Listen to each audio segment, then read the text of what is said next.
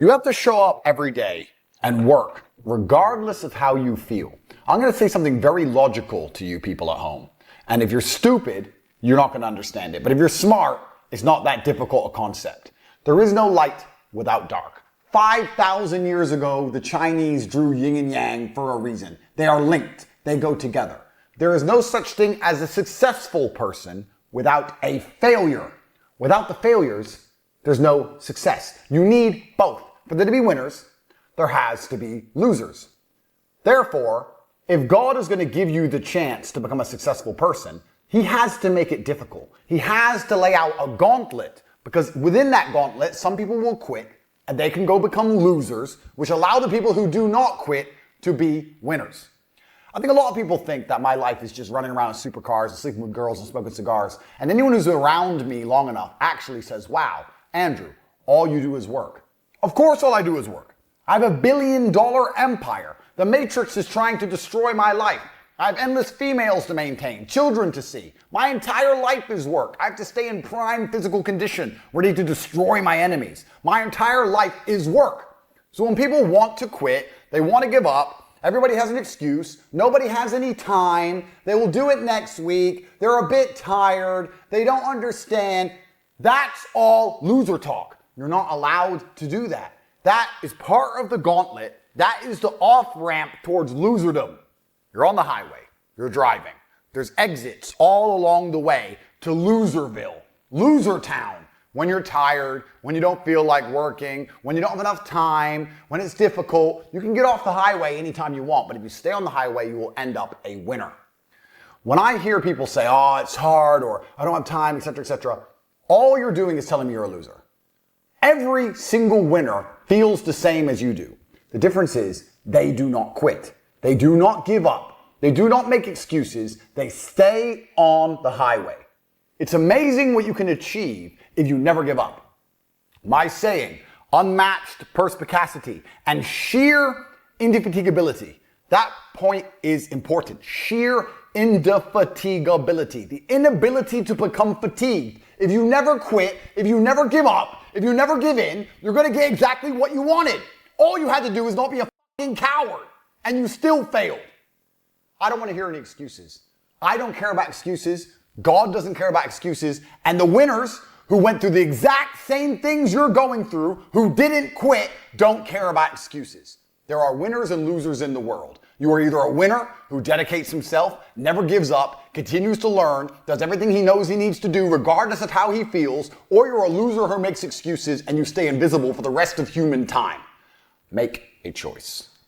There's nothing that God hates more than sloth and laziness. If God were to create a man and that man were to sit around and do fuck all, God will frown upon you. It's why you're never lucky. If you're listening to this and you think I'm never lucky, I'll tell you why, because God dislikes you because you're fucking lazy. Start to work. Start to show God the beauty of his own creations. You'd be amazed how lucky you'll become.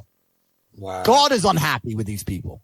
And inside their hearts, they're unhappy. We talk about depression, anxiety, all those things you mentioned earlier on this podcast. You loathe your own weakness. You loathe your own laziness. This is what all of these things are. I don't feel depression. How can I feel depression when I'm the most powerful version of me that I could ever be?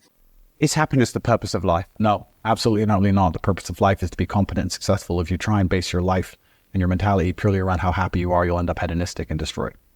I think that as a man, your happiness comes from feeling respected over feeling loved. And the reason perhaps you're happy now is because you have more respect for yourself because of the decisions you're making and you have self-respect. Yeah. And I think that a lot of men, even if they have self-respect, if nobody else respects them, they're struggling. I have no interest in being happy. I wake up and say, how can I be proud of myself? What can I achieve that makes me proud of myself? How can I do things that make other people respect me and are proud of me? How do I have a day which I complete when I come home? The woman who's in my house says, wow, there's no man like you. How do I live a life so my children look at me and go, Dad's a superhero? How do I make my mother call me and say, I couldn't possibly be more proud of you?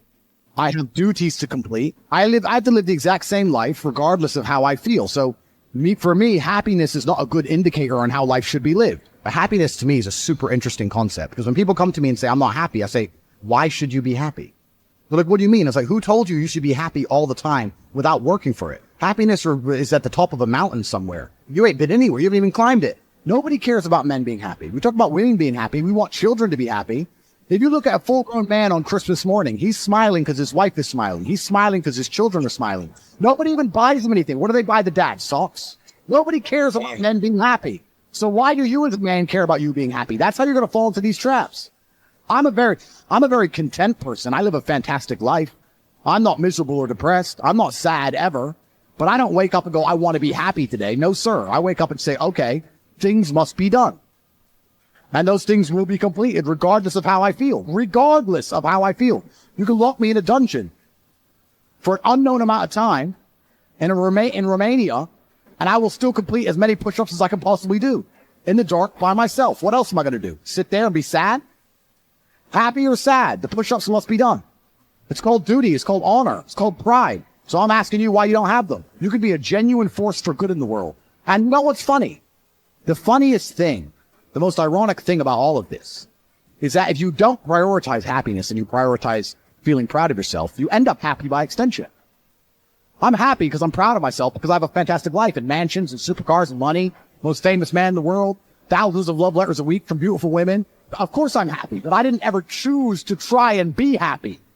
If I would have chosen to try and be happy, I would have never ended up happy.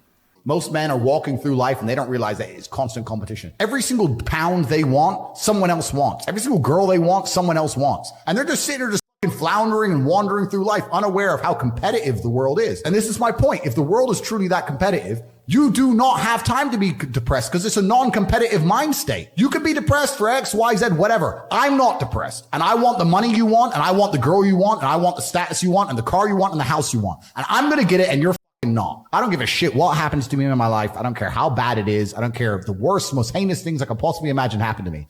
I know that my sadness, my depression will be temporary because I will never stay a loser. It is against my creed. It's not in my DNA. I don't want a woman to ever go through anything bad in her life. I think a man should go through it for her, protect her. Because I think that's how she's her best self as a woman. But I think to be her best self as a man is the absolute opposite. And when someone emails me and says, this has happened to me, I'm like, good. No, what do you mean good? It's terrible. How else are you going to become important? How else are you going to find endless fire to get up and struggle in the face of the competition that's out here in the world? How else are you're going to do all that with a nice, cushy life? If any man's honest with himself, think about the biggest transformative stages in your life. Think about the times you got the most work done. It was a bad part of your life. You were heartbroken or, you lost a house or broke or whatever. That's when you did shit. When everything was fine, the mortgage is paid, dinner's on time, it's kind of doop-de-doop-de-doo, little by little, do a little bit of work, do a little bit of relax. But the big events come from trauma. This is it. So it's a cheat code. It's a cheat code to climb the mountain. So when I get a message from whoever and he goes, my wife left me, I'm devastated. I say, I understand.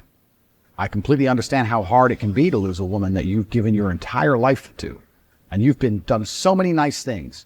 And then because of one thing you did, her innate and absolutely insane level of ungratefulness has turned her bitter. And she now talks to you like she hates you over one thing you've done after thousands of efforts showing how dedicated you are to her. And even now that you're prepared to die for her, she doesn't give a shit about you. I understand that pain. But my answer is, good. It's still good. Now take all of that pain, and instead of emailing me, do this. And then you're going to become the kind of person that women don't leave. Then you win. All of your minds are broken. You can't even focus on anything anymore. You're right. You are constantly distracted to the point where you can't even appreciate the good things in your life. You're distracted. Your minds are broken. You need to rewire your mind and resist the slave programming. If you cannot control your own mind, then you are just a feather in the wind of life, because your own mind is the only thing you can control. You can't control the weather. Right. You can't control other people. You can't even control whether your heart stops beating. You might have a heart attack tomorrow. You can't control anything besides what you think. If you cannot control your own mind, then you go through life with zero control, zero influence. You can't control anything. You're just a feather in the wind, waiting for life to blow you from happy place to sad place to happy place to sad place, completely hoping on the gods to be fortunate to you, because if any genuine discomfort comes your way, you're fucked. It's so easy to win if you can control your own mind. It seems that nobody can. Your own father's ashamed of you, and you don't even feel fucking motivated to do shit. It's a fucking shame. If you were to go and look your father in the eye and said, you know what? I could have been a UFC champion. I could have been a multimillionaire. I could have been a race car driver. I could have been a nuclear physicist. Could have done all these things, but I was busy on Pornhub. You think he's gonna be proud of you? No. People who go, yes, I'm wasting my potential. Those are the ones who have potential. The ones who stand up and go, I am wasting my potential. I could be anything and I am not that yet. They have a chance. This is your prerogative as a man, but you need to be instilled with a sense of duty to your bloodline. You must want it. You need to want it deep inside your soul. I can't die as anything less than emperor. As a man, if you don't make yourself valuable, you have no value. You have to get up and do it. Just like a video game, you start with fucking zero. You have to decide if you want to complete it. You have to upgrade your character. So I find it amazing that men are going to play video games and fuck about and waste their time instead of upgrading their character. Everyone knows what to do. You know what you have to do. You're right. If you had to become the most dangerous, intelligent, respectable man on the planet, you know you're supposed to go to the gym. You know you're supposed to train, learn how to fight. You know all these things. You don't do them. That's your decision. It's your prerogative. I didn't make that choice. I made the choice to do it all. I decided all of that. That every single man watching this can do the exact same thing. Which is why I have very little pity when I do these streams and people think I'm arrogant or I'm rude to people. But if you've made a fucking decision to be less than you should be, then I believe you should be mocked for that. And me as a man, when I put myself through hell, when I have had such exacting, such stringent standards for myself, why would I then have less exacting, stringent standards on the people I meet? Damn. Why would I put myself through hell to be me and then meet someone who didn't put themselves through hell and then treat them like my equal? No, fuck you. I suffered when you didn't. So you're not my equal because you decided not to suffer. You have enjoyed comfort when I haven't, and that's fine. But don't expect me to look at you as my equal because you're not, because I put myself through hell. I put myself through hell because I decided to throw comfort away. For 10 years of my life, I was never comfortable. I think everybody on the planet has something. If you walk through life and feel like you have nothing to prove, then you're a loser. If you wake up each day and go, I don't owe anybody anything, I don't have to prove anything to anybody, then you are a loser because you are absolutely not the incorrect. You must prove yourself to other people. You must prove yourself to your bloodline as we just discussed. You must prove yourself to God. God hates the lazy. He can't stand them. If he gives you all these genetic dispositions and these natural God-given gifts, if you have 2 arms and 2 legs and you can think, and you're not trying your absolute best, that's the reason you're not lucky. He doesn't like you. He likes the people which show him the beauty of his own creation. He likes to give somebody building blocks and them to build something amazing. It's the best thing about being a man. You get to build who you are. Right? You can decide if you want to be a funny comedian or a musician or a kickboxing world champion, fight the Matrix. You can decide whatever you want to be. God loves to see that. Those people, for some reason, seem to be enormously lucky, right? Person who goes, I don't have to prove anything to God. I don't owe all of my ancestors any effort. You know, for 5,000 years, people were dodging saber-toothed tigers and catching the plague and running from Genghis Khan. I don't owe them anything. I don't owe them a thing because I want to play video games. These people are losers. I wake up every day with something to prove. I have hundreds of millions of dollars. I'm in fantastic shape, 4 times world champion. Fighting the Matrix out here by myself, more. I will have to be braver. I must try harder. All I do is prove myself. So when I hear people go, I don't have nothing to prove, then you're a loser. Peasants have never felt like they needed to prove anything. But kings felt like they needed to go and conquer land. Isn't that it's coincidental that the king, who already had it all, felt like he needed to go to some far-flung land and conquer it and take it and prove he's the king. But the peasants, oh, I don't have to prove nothing to nobody.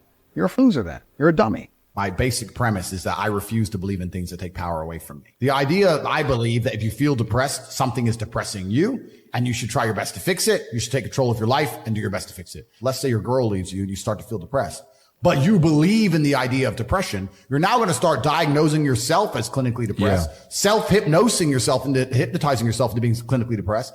And it's amazing how you can speak things into existence. I cannot become depressed because I don't believe in it. Let's pretend I'm completely wrong, right? The best option, the best thing to do is still to get up, be an adult, control your emotions, be stoic, and do the things you're supposed to do day after day. Laying in bed and doing nothing is never going to be the best option. The best option is still to go to the gym, to work hard, to run your business, to be successful. So it doesn't matter. We're talking about the different positions on the chessboard. But if the rules of the game remain the same, regardless of the position, you're still trying to win. You still have to do the same things. So does it even matter at this point? If you come along and say he's depressed because of X and he's depressed because of Y and he's depressed because of Z, and the answer to all of them is still the same thing, then I don't give a why you're depressed. Yeah, what I'm saying is you're playing a game and it's a competitive game and you need to build a mindset that allows you to be ultra competitive. And if you want to sit there and say, no, I want a non-competitive mindset, then fine. You know what you call people who do not win competitions? Losers. Correct. This is just the bottom line of life. And it's kind of interesting because everyone pretends they give a but nobody does, especially women. Women truly don't give a If you ask a woman the kind of man she wants, she will never say depressed or sad. Ever. She wants a man who is ultra capable, ultra competent. They want someone who is fun and spontaneous and charismatic and successful. They don't have time for sad dudes. They don't care. So the world doesn't care. The world has never given a shit about sad men. So if you're going to sit there and self-diagnose yourself as a sad man, you're going to have a shit life and nobody's ever going to give a fuck and you're going to perpetually lose forever. And that is your decision. I am so scared of being that person. I absolutely and utterly, completely have everything to prove to everybody all of the time. That's who I am. I will prove anything to anybody. If I sit and say X, I will prove it. Happiness is the number one thing that must be earned. And I'll tell you that my happiness is based on very real world achievements. I couldn't be happy if I was broke. I couldn't be happy if I was obese. I couldn't be happy if I was lonely. I couldn't be happy if I wasn't respected. I couldn't be happy if I couldn't whoop a dude's ass. I couldn't be happy in those scenarios. So I made sure none of them scenarios came true. I have earned my happiness via hard work. It's the top of a mountain, which I have climbed. I deserve it. I deserve to go to sleep with a smile on my face. Just that's what I can deserve. And every single guy who hasn't got it probably doesn't deserve it. The universe is very giving and very fair. People seem to think that the world is unfair, and those are all the same people who tell themselves they're unlucky. I actually believe the opposite. I believe the universe is a very giving place. I believe God is a very giving being, and that the world, all in all, generally balances out and is pretty fair. If you're the kind of person who deserves a good life and works their ass off and genuinely wants it and tries very hard, guess what you get 99% of the time? A good life. And if you're the kind of person who doesn't really deserve it, slacks 3 days a week, a little bit lazy, snakes his friends, talks behind people back, blah, blah, blah, guess what? Your life ain't all that good. The universe is pretty fair and pretty balanced. I've yet to meet somebody who gets up every day, does what they're supposed to do, works hard, goes to the gym, then goes to work, does their best, makes their money, looks after it, is sensible, doesn't blow it, etc., who then fails. I've never met anybody who fails when they do all the right things. The universe is a very fair and giving place, all in all. There are very few exceptions to that. So when I see somebody who doesn't have the success they want, especially when I see, let's say, a group of people who don't have the success they want, there's no way you're all exceptions to that rule. You may want something, but you certainly don't deserve it. And that's why you don't have it. The idea of that terrifies me to the point where I don't even want to accept that as a reality that can possibly exist. I don't give a shit what happens to me in my life. I don't care how bad it is. I don't care if the worst, most heinous things I could possibly imagine happen to me. I know that my sadness, my depression will be temporary because I will never stay a loser. It's against my creed. It's not in my DNA. So they try and convince you, don't worry if you're being a loser because people feel sorry for you and you'll get attention for it and you'll be okay in the end. And it's all this temporary fixes of dopamine by saying, I'm sad. Don't worry, bro. You'll be okay. But it's bullshit. They don't care long term. The world doesn't care. Nobody really cares. Chicks don't care. Business doesn't care. You are going to fail. You can have anything you want on the planet. There's not a girl I look at that I want that I can't have. Not one. That's my reality. There's not a car I can't have. There's not a house I can't buy. If I want to go to a yacht, if I want to go to Antarctica, there's nothing I can't have. Bam. Because I've decided to become this man. It's the same for absolutely every single one of you at home. If you actually try and you actually want it and you're actually not making excuses, lying, talking shit, you're going to get what you want. So when I see people who don't have what they want, I consider them losers.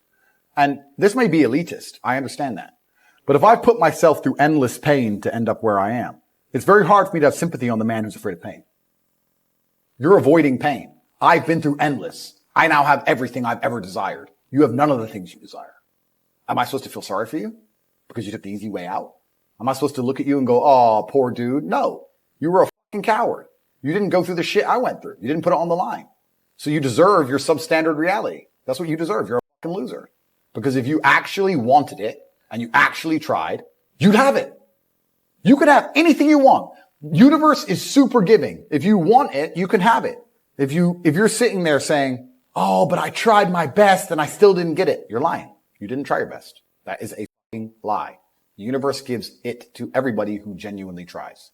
And I know that to be a fact because this world's competitive. We're all competing against each other. And the majority of people don't try.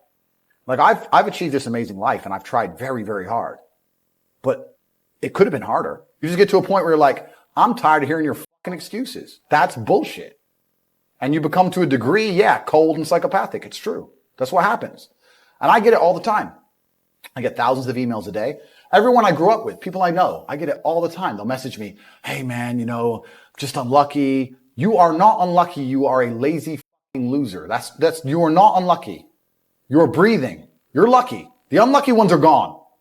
You're alive and you are a lazy loser. So a loser is anybody who does not have everything they want at the drop of a hat. That's who I call a loser.